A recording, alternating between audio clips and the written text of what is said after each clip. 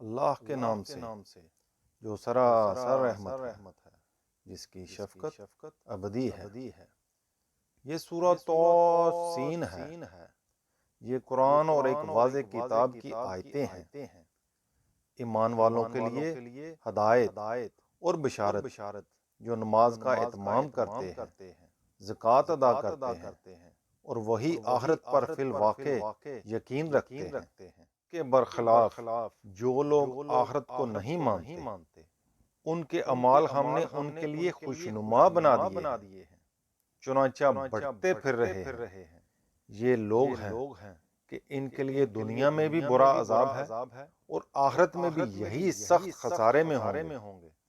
ان کی پرواہ نہ کرو اے پیغمبر، اس میں کوئی شبہ ہی نہیں کہ یہ قرآن تمہیں ایک حکیم و علیم کی طرف سے دیا جا رہا ہے، اور اپنے اوپر خدا کی اس عنایت کو سمجھنے کے لیے وہ قصہ یاد کرو جب موسیٰ نے اپنے گھر والوں سے کہا کہ میں نے ایک آگ سی دیکھی ہے، تم لوگ ذرا ٹھہرو، میں وہاں سے ابھی تمہارے پاس کوئی خبر لاتا ہوں، یا آگ کا کوئی انگارہ لے کر آتا ہوں تاکہ تم اسے تاپ سکو۔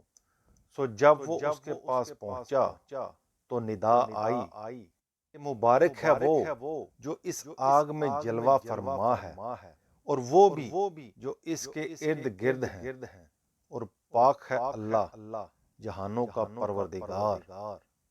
اے موسیٰ، یہ میں ہوں اللہ، زبردست اور حکیم۔ تم مطمئن ہو جاؤ اور اپنی لاٹھی زمین پر ڈال دو۔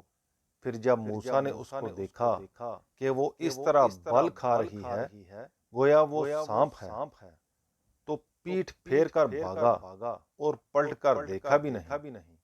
ارشاد ہوا، اے موسیٰ، ڈرو نہیں، میرے حضور پیغمبر ڈرا نہیں کرتے، ہاں مگر جو برائی کے مرتکب ہوں، پھر برائی کے بعد وہ اسے بھلائی سے بدل دیں، تو ان کے لیے میں بڑا بخشنے والا اور بڑا مہربان ہوں۔ اور اپنا ہاتھ ذرا اپنے گریبان میں ڈالو، وہ بغیر کسی بیماری کے سفید ہو کر نکلے گا۔ یہ دونوں مل کر 9 نشانیاں ہیں جو ہم تمہیں دے رہے ہیں۔ ان 9 نشانیوں کے جلوہ میں تم فرعون اور اس کی قوم کے پاس جاؤ، وہ بڑے ہی نافرمان لوگ ہیں۔ پھر جب ہماری یہ آنکھیں کھول دینے والی نشانیاں ان کے سامنے آئیں تو انہوں نے کہہ دیا کہ یہ تو کھلا ہوا جادو ہے۔ انہوں نے ظلم اور گھمنڈ کے باعث ان کا انکار کیا، درحال کہ ان کے دل ان نشانیوں کو تسلیم کر چکے تھے۔ سو دیکھو ان مفسدوں کا انجام کیا ہوا۔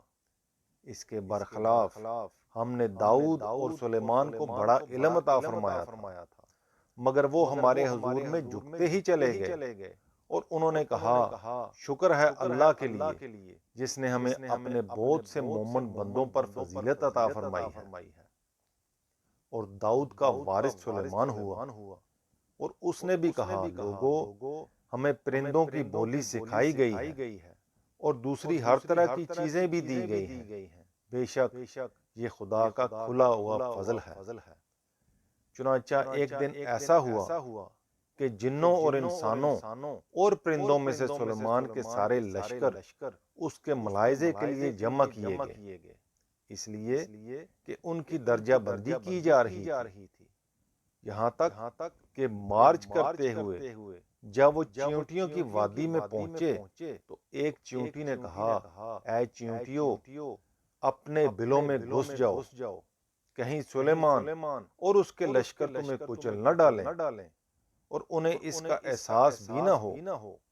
سلیمان نے یہ سنا تو اس کی بات سے خوش ہو کر وہ مسکرایا اور بولا، اے میرے رب، مجھے توفیق دے کہ میں تیرے فضل کا شکر گزار رہوں جو تو نے مجھ پر اور میرے ماں باپ پر فرمایا ہے، اور ایسے اچھے کام کروں جو تجھے پسند ہوں، اور اپنی رحمت سے اے پروردگار تو مجھے اپنے نیک بندوں میں داخل کر لے۔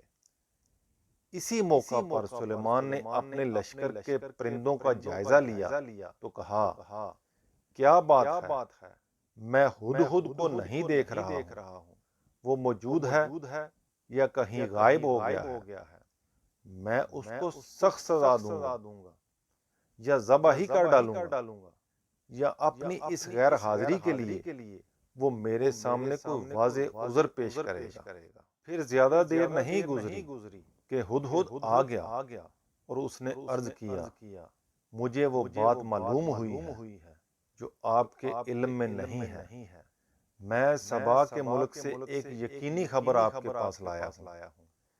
میں نے دیکھا کہ ایک عورت ان پر حکمرانی کر رہی ہے، اسے ہر طرح کا ساز و سامان میسر ہے اور اس کا بہت بڑا تخت بھی ہے۔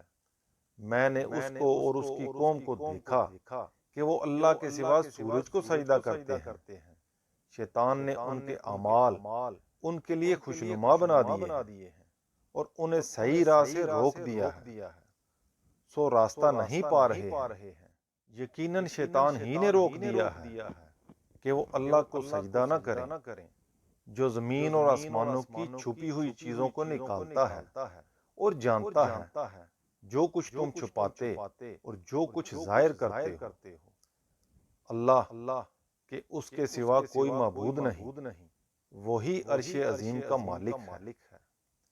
سلیمان نے کہا، ہم ابھی دیکھے لیتے ہیں کہ تم سچے ہو یا جھوٹ بول رہے ہو، میرا یہ خط لے کر جاؤ اور اسے ان کی طرف ڈال دو، پھر ان سے الگ ہٹ جانا، پھر دیکھنا کہ وہ کیا رد عمل ظاہر کرتے ہیں۔ ملکہ کو خط ملا تو اس نے درباریوں سے کہا، اے اہل دربار، ایک گرامی نامہ میرے پاس ڈالا گیا ہے، یہ سلیمان کی طرف سے ہے اور یہ اللہ رحمان و رحیم کے نام سے ہے۔ اس میں لکھا ہے کہ تم میرے مقابلے میں سرکشی نہ کرو اور فرما بردار ہو کر میرے پاس حاضر ہو جاؤ۔ ملکہ نے کہا، اے اہل دربار، میرے اس معاملے میں مجھے رائے دو۔ تمہیں معلوم ہے کہ میں کسی معاملے کا فیصلہ نہیں کرتی جب تک تم لوگ میرے حضور میں موجود نہ ہو۔ انہوں نے جواب دیا، ہم طاقتور بھی ہیں اور اعلیٰ جنگی صلاحیت رکھنے والے بھی ہیں، آگے فیصلہ آپ کے ہاتھ میں ہے، سو دیکھ لیجئے کہ آپ کیا حکم دیتی ہیں۔ ملکہ نے کہا، بادشاہ لوگ جب کسی بستی کو فتح کر کے اس میں داخل ہوتے ہیں تو اس کو درم برم اور اس کے عزت والوں کو ذلیل کر دیتے ہیں، اور یہ لوگ بھی یہی کریں گے۔ میری رائے ہے کہ میں اپنی سفارت ان کی طرف ہدیے کے ساتھ بھیجتی ہوں، پھر دیکھتی ہوں کہ میرے سفیر کیا جواب لاتے ہیں۔ پھر جب ملکہ کی سفارت سلیمان کے پاس پہنچی تو ان کے ہدیے دیکھ کر سلیمان نے کہا، کیا تم لوگ مجھے یہ مال پیش کرنا چاہتے ہو؟ سو جو کچھ اللہ نے مجھے دے رکھا ہے وہ اس سے کہیں بہتر ہے، اور جو اس نے تمہیں دیا ہے نہیں، بلکہ یہ تم ہی لوگ ہو کہ اپنے ہدیوں سے خوش ہوتے ہو۔ تم اپنے بھیجنے والوں کے پاس واپس جاؤ، اب ہم ان پر ضرور ایسے لشکر لے کے آئیں گے کہ وہ ان کے مقابلے کی تاب نہ لا سکیں گے، اور ہم انہیں وہاں سے اس طرح ذلیل کر کے نکال دیں گے کہ وہ خوار ہو کر رہ جائیں گے۔ سلیمان کو اندازہ تھا کہ اب وہ آ ہی جائیں گے، چنانچہ اس نے کہا، اے اہل دربار، تم میں سے کون اس کا تخت میرے پاس لاتا ہے؟ اس سے پہلے کہ وہ لوگ مطیع و فرما بردار ہو کر میرے پاس حاضر ہو جائیں۔ جنوں میں سے ایک دیو نے عرض کیا، میں اس کو آپ کے پاس آپ کی اس مجلس سے آپ کے اٹھنے سے پہلے حاضر کر دوں گا۔ میں اس پر قدرت رکھتا ہوں اور امانت دار بھی ہوں۔ ایک شخص جس کے پاس قانون خداوندی کا علم تھا اس پر جوش میں آ گیا اور اس نے کہا، میں آپ کی پلک جھپکنے سے پہلے اس کو آپ کے پاس لائے دیتا ہوں۔ پھر جب سلیمان نے اس کو اپنے سامنے رکھا ہوا دیکھا تو پکار اٹھا، یہ میرے پروردگار کا فضل ہے تاکہ وہ مجھے آزمائے کہ میں شکر گزار ہوتا ہوں یا ناشکری کرتا ہوں۔ حقیقت یہ ہے کہ جو شکر کرتا ہے تو اپنے ہی فائدے کے لیے شکر کرتا ہے، اور جو ناشکری کرتا ہے تو یہ بھی اسی کا نقصان ہے۔ اس لیے کہ میرا پروردگار بے نیاز ہے اور وہ بڑا کرم فرمانے والا بھی ہے۔ سلیمان نے حکم دیا کہ اس کو جانچنے کے لیے اس کے تخت کی صورت بدل دو، دیکھیں وہ پہچانتی ہے یا انہی لوگوں میں سے ہو کے رہ جاتی ہے جو اس تبدیلی کے بعد اسے پہچان نہ پائیں۔ سو جب وہ آ گئی تو پوچھا گیا، کیا تمہارا تخت ایسا ہی ہے؟ اس نے کہا، گویا کہ وہی ہے۔ آپ کے یہ کمالات ہم اس سے پہلے ہی جان گئے تھے اور ہم نے سر اطاعت جھکا دیا تھا۔ حقیقت یہ ہے کہ وہ مان چکی ہوتی مگر اسے ان چیزوں نے روک رکھا تھا جنہیں وہ اللہ کے سوا پوجتی تھی، اس لیے کہ وہ ایک منکر قوم سے تھی۔ اسے کہا گیا کہ اب محل میں داخل ہو جائیے۔ پھر جب اس نے محل کے فرش کو دیکھا تو سمجھی کہ گہرا پانی ہے اور اپنی پنڈلیوں سے پائنچے اٹھا لیے۔ سلیمان نے کہا، یہ تو شیشوں سے بنا ہوا محل ہے۔ اس پر وہ پکار اٹھی، میرے پروردگار، میں اپنی جان پر ظلم کرتی رہی ہوں، سو لوٹتی ہوں اور سلیمان کے ساتھ ہو کر اب میں نے اپنے آپ کو اللہ رب العالمین کے حوالے کر دیا ہے۔ لیکن یہ توفیق ہر شخص کو نہیں ملتی۔ ہم نے سمود کی طرف ان کے 22 سالے کو بھی اسی دعوت کے ساتھ بھیجا تھا، اللہ کی بندگی کرو۔ تو ہوا یہ کہ وہ دو فریق بن کر آپس میں جھگڑنے لگے۔ سالے نے کہا، میری قوم کے لوگوں، تم بھلائی سے پہلے برائی کے لیے کیوں جلدی مچاتے ہو؟ تم اللہ سے معافی کیوں نہیں مانگتے کہ تم پر رحم کیا جائے؟ انہوں نے جواب دیا کہ ہم نے تو تم سے اور تمہارے ساتھیوں سے نحوست ہی پائی ہے۔ سالے نے کہا، اس سے ہمارا کیا تعلق؟ تمہاری نحوست سب خدا کے پاس ہے، بلکہ حقیقت یہ ہے کہ تم لوگ آزمائے جا رہے ہو۔ اس کے شہر میں 9 خاندان تھے جو ملک میں فساد پھیلاتے اور کسی اصلاح پر آمادہ نہیں ہوتے تھے۔ انہوں نے آپس میں اللہ کی قسم کھا کر عہد کیا کہ ہم صالح اور اس کے لوگوں کو رات کے وقت جا ماریں گے، پھر اس کے وارث سے کہہ دیں گے کہ اس کے آدمی کی ہلاکت کے وقت ہم موجود نہیں تھے اور ہم بالکل سچے ہیں۔ انہوں نے بھی تدبیر کی اور ہم نے بھی ایک تدبیر کی اور ان کی خبر بھی نہیں ہوئی۔ پھر دیکھو کہ ان کی تدبیر کا انجام کیا ہوا کہ ہم نے ان کو اور ان کی پوری قوم کو ہلاک کر مارا۔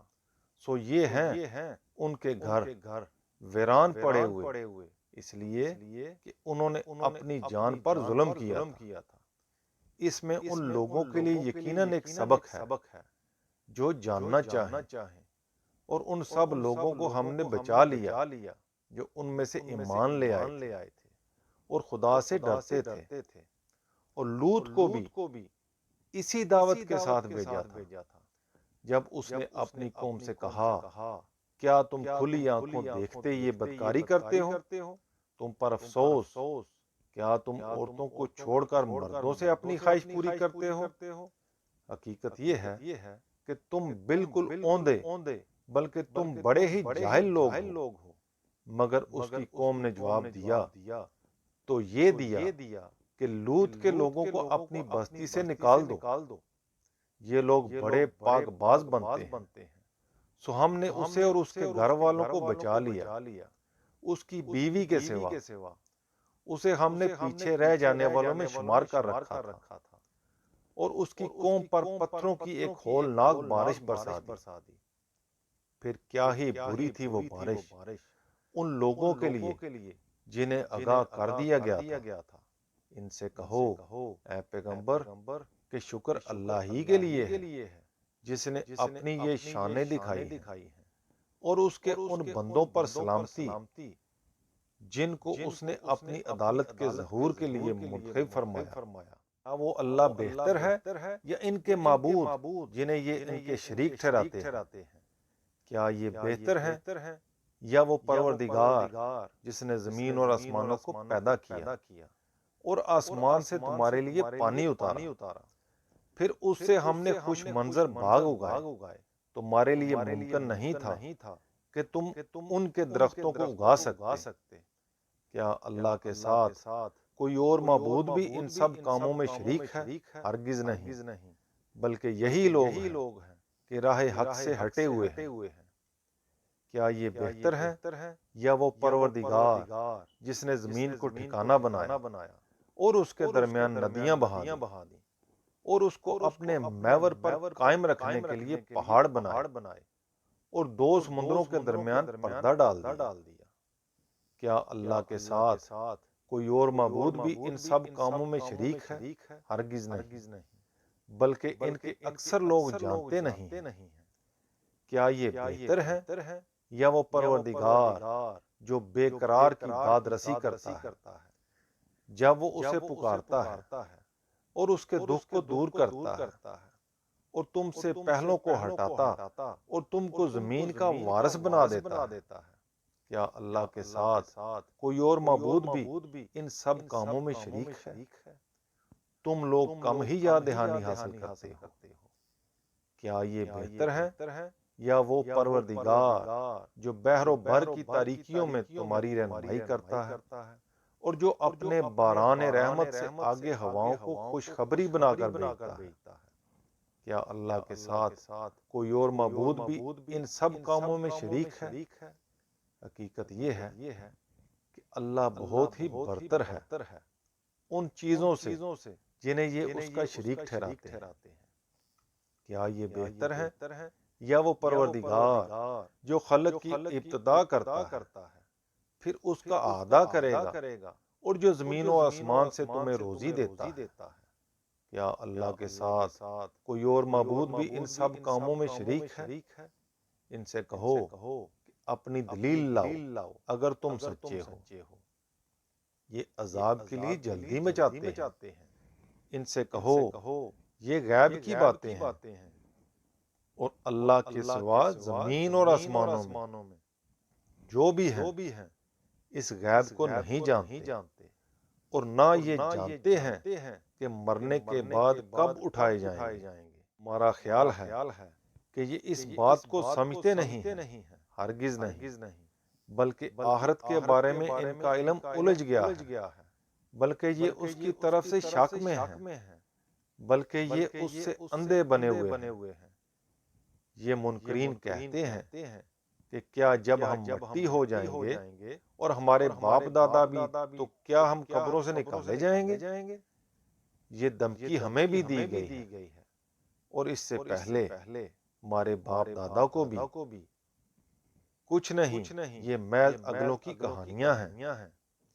ان سے کہو نہیں مانتے ہو تو ذرا اپنی سرزمین ہی میں چلو پھرو، پھر دیکھ لو ان مجرموں کا انجام کیا ہوا جو تم سے پہلے اسی طرح کی باتیں کرتے تھے۔ ان پر افسوس نہ کرو اے پیغمبر، اور جو چالیں یہ چل رہے ہیں تم ان پر دل تنگ نہ ہو۔ یہ پوچھتے ہیں کہ اگر تم لوگ سچے ہو تو یہ وعدہ کب پورا ہوگا؟ ان سے کہو کہ جب قیامت کے لیے جلدی مچائے ہوئے ہو، بہت ممکن ہے کہ اس میں سے کچھ تمہارے پیچھے ہی لگا ہوا ہو۔ اس وقت جو مہلت تمہیں ملی ہوئی ہے وہ تمہارے ہی فائدے کے لیے ہے۔ حقیقت یہ ہے کہ تیرا پروردگار لوگوں پر بڑا فضل فرمانے والا ہے، مگر ان میں سے اکثر شکر گزار نہیں ہوتے۔ ان کے سینے جو کچھ اپنے اندر چھپائے ہوئے ہیں اور جو کچھ یہ ظاہر کرتے ہیں تیرا پروردگار یقیناً اسے جانتا ہے۔ زمین و آسمان میں کوئی ایسی چھپی ہوئی چیز نہیں ہے جو ایک واضح کتاب میں درج نہ ہو۔ یہ ان کی باتوں سے گمراہ نہ ہوں اس لیے کہ یہ قرآن بنی اسرائیل پر بھی یقیناً وہ بہت سی چیزیں واضح کر رہا ہے جن میں وہ اختلاف کر رہے ہیں، اور اس میں شبہ نہیں کہ ماننے والوں کے لیے تو یہ سراسر ہدایت اور رحمت ہے۔ یقیناً تیرا پروردگار قیامت کے دن اپنے حکم ناطق کے ذریعے سے ان کے درمیان فیصلہ فرمائے گا۔ وہ زبردست ہے، بڑے علم والا ہے، سو تم اللہ پر بھروسہ رکھو، بے شک تم ہی صریح حق پر ہو۔ حقیقت یہ ہے کہ تم مردوں کو نہیں سنا سکتے اور نہ بیروں تک اپنی پکار پہنچا سکتے ہو جبکہ وہ پیٹھ پھیر کر بھاگے جا رہے ہوں، اور نہ اندھوں کو ان کی گمراہی سے ہٹا کر راہ دکھا سکتے ہو۔ تم صرف انہی کو سنا سکتے ہو جو ہماری آیتوں پر ایمان لانا چاہیں، پھر وہی فرما بردار بھی ہوں گے۔ اس وقت تو اے پیغمبر تم انہیں سمجھا رہے ہو، لیکن جب ہماری بات ان پر پوری ہو جائے گی تو ہم ان کے لیے زمین سے کوئی جانور نکال کھڑا کریں گے جو انہیں بتائے گا کہ لوگ ہماری آیتوں پر یقین نہیں رکھتے تھے۔ سو اب وہ کہر الہی بن کر سامنے آ گئی ہے۔ یہ اس دن کا خیال کریں جس دن ہم ہر امت میں سے ایک فوج کی فوج ان لوگوں کو اکٹھا کریں گے جو ہماری آیتوں کو جھٹلاتے تھے، پھر ان کی درجہ بندی کی جائے گی یہاں تک کہ جب وہ اکٹھے ہو جائیں گے تو خدا پوچھے گا کیا تم نے میری آیتوں کو جھٹلا دیا؟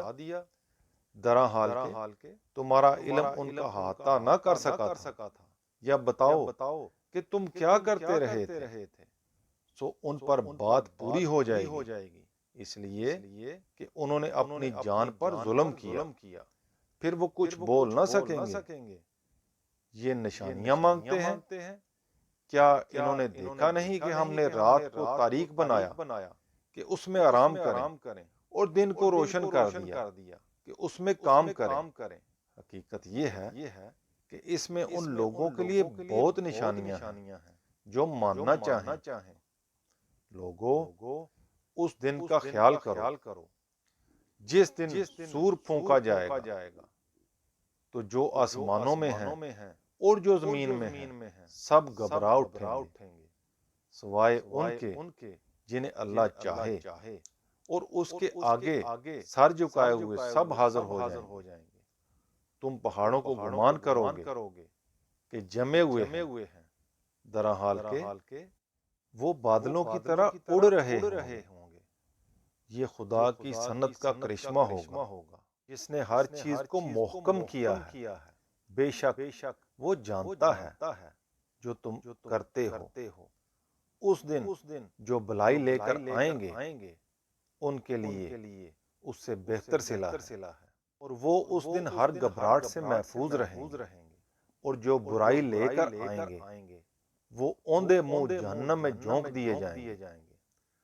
تم وہی بدلہ پا رہے ہو جو تم کرتے رہے ہو۔ ان سے کہو اے پیغمبر کہ مجھے تو یہی حکم ملا ہے کہ میں اس شہر کے رب کی بندگی کروں جس نے اسے حرمت دی ہے اور جس کے اختیار ہی میں سب کچھ ہے، اور مجھے حکم ملا ہے کہ اس کے فرما برداروں میں رہوں، اور حکم ملا ہے کہ تمہیں یہ قرآن پڑھ کر سناؤں، پھر جو راہ پر آئے تو وہ اپنے لیے ہی راہ پر آئے گا، اور جو گمراہی اختیار کرے وہ بھی اپنے لیے اختیار کرے گا۔ سو کہہ دو کہ میں تو صرف خبردار کرنے والا ہوں، اور کہہ دو کہ شکر اللہ ہی کے لیے ہے، وہ عنقریب اپنی نشانیاں تمہیں دکھائے گا، اور تم انہیں پہچان لو گے، اور جو کچھ تم کر رہے ہو تمہارا رب اس سے بے خبر نہیں ہے۔